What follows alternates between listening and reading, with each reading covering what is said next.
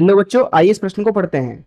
दर्पण समीकरण 1/u धन 1/v बराबर 1/f व्युत्पन्न कीजिए। आइए इस प्रश्न की मुख्य अवधारणा की चर्चा करें।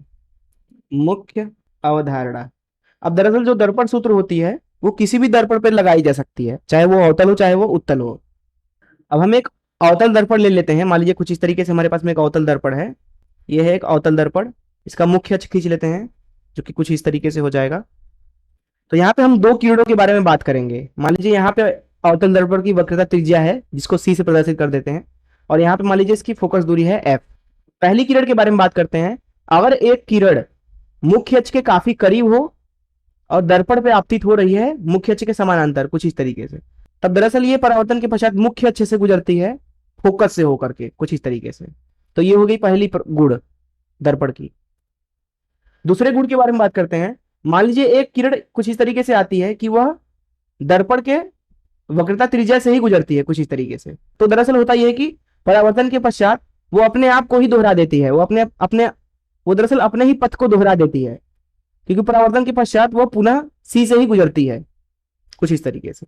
तो ये होगी पहली किरण और ये होगी दूसरी किरण। इन दोनों के बारे में आप अच्छे से समझ लें। तो ये पहली किरण है और ये दूसरी किरण है। तो इस मुख्य अवधारणा का इस्तेमाल करके इस प्रश्न को हल करें। यहां पर आपको एक दर्पण दिख रहा होगा, अवतल दर्पण। यहाँ पे हमने एक वस्तु रखा हुआ है जिसका हमने नाम रखा है ए बी।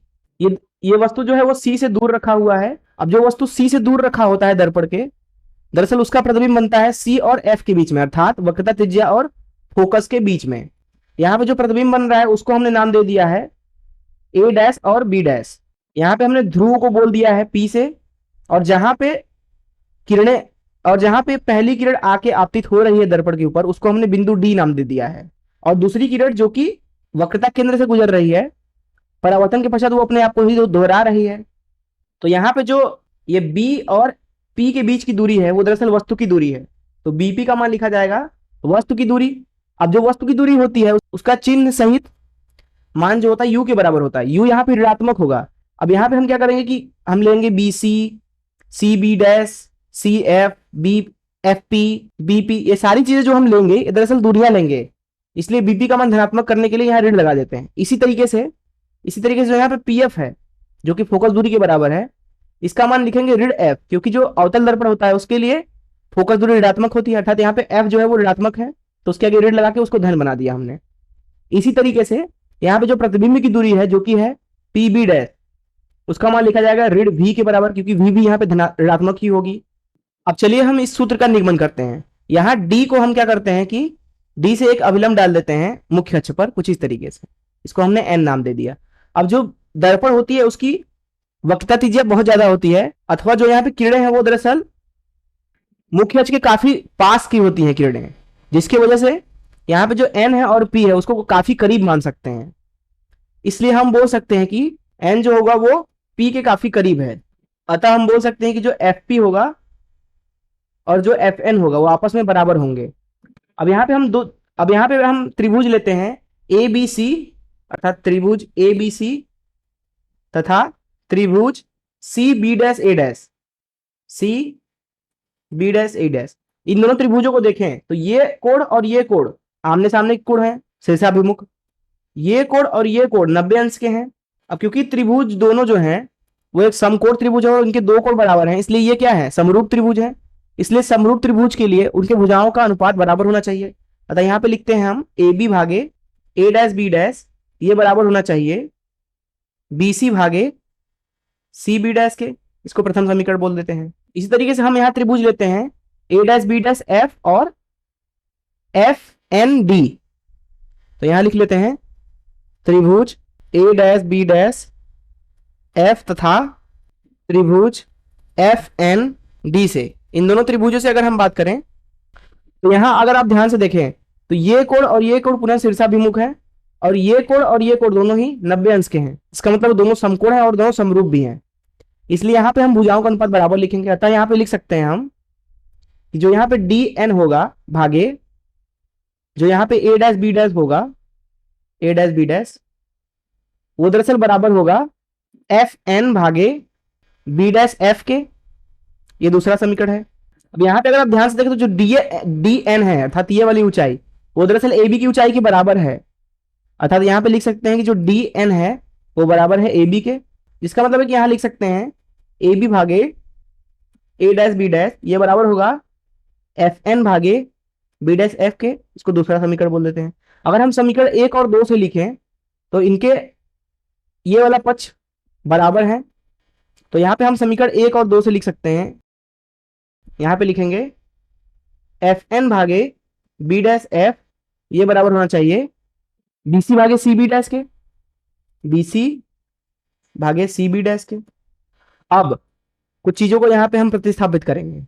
एफ एन अगर आप देखें तो यहां से लेकर के यहां तक की दूरी है, जैसा कि हमने बात किया कि जो एफ एन है वो लगभग वो एफ पी के बराबर है, जिसका मतलब ये है कि यहाँ पे एफ एन का मान बराबर होगा ऋण एफ के, अर्थात फोकस दूरी का संख्यात्मक मान। फोकस दूरी ऋणात्मक है इसलिए ऋण लगा दिया ताकि संख्यात्मक मान मिल सके। अब हम यहाँ पे बी डैश एफ अगर देखें, बी डैश एफ तो उसको लिख सकते हैं, यहां पे लिख देते हैं बी डैश एफ बराबर बी डैश पी ऋण एफ पी।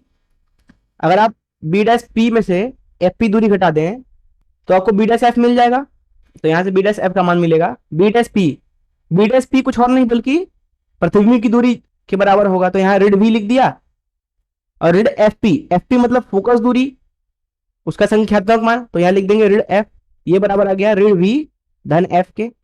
इसी तरीके से अगर हम यहाँ पे बीसी लिखना चाहें तो वह बराबर होगा, यहां पे अगर आप ध्यान से देखें तो बीसी को लिख सकते हैं यहां बी से लेके पी तक की दूरी ऋण सी से लेके पी तक की दूरी। बी से लेके पी तक की दूरी वस्तु की दूरी है, सी से लेके पी तक की दूरी वक्रता त्रिज्या है, तो यहां लिख देंगे बीसी बराबर वस्तु की दूरी ऋणात्मक होगी तो उसके आगे ऋण चिन्ह लगा दिया ताकि संख्यात्मक मान मिल सके ऋण वक्रता त्रिज्या।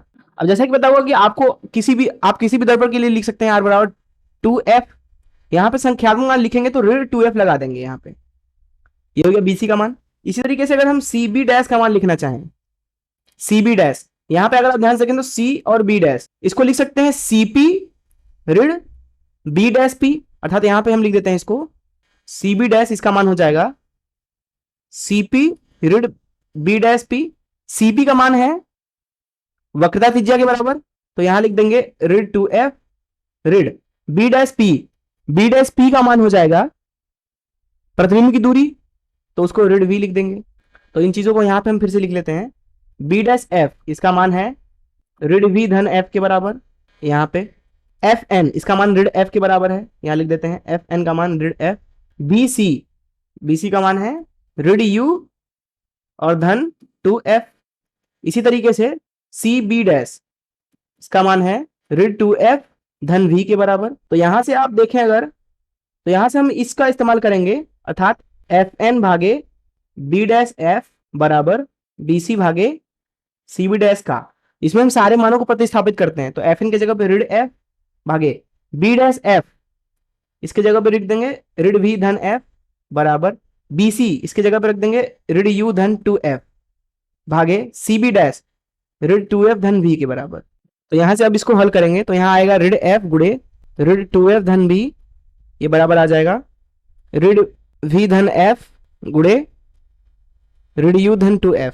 तो यहां इसको लिख देंगे हम 2f का वर्ग धन ऋण fv, ये बराबर आ जाएगा vu ऋण 2vf ऋण uf धन 2f का वर्ग। यहां पे ध्यान से देखें तो 2f का वर्ग दोनों से तरफ से कट जाएगा। इसको और आगे हल करते हैं, इस 2fv को हम इधर ला लेते हैं तो इधर मिलेगा आपको 2vf ऋण fv बराबर vu ऋण uf। तो यहां मिलेगा आपको vf बराबर vu ऋण uf। तो यहां से आपको मिलने आ रहा है vu बराबर vf धन uf। अब आप क्या करें, दोनों तरफ uvf का भाग लगा दें, तो इधर आ जाएगा vu भागे uvf और इधर आएगा vf भागे uvf धन uf भागे uvf। तो यहां से आप लिख सकते हैं 1/f बराबर, क्योंकि यहाँ पे vu uv कट जाएगा और यहाँ vf से vf कटेगा तो इधर आएगा 1/u धन यहाँ पे uf से uf कटेगा तो 1/v आएगा। तो इस तरीके से यही सूत्र हमसे पूछा जा रहा था, तो इस तरीके से हमने दर्पण के लिए सूत्र का निगमन कर लिया। यही इस प्रश्न में पूछा जा रहा था। मैं आशा करता हूँ कि आपको इस प्रश्न का हल जरूर समझ में आया होगा। धन्यवाद।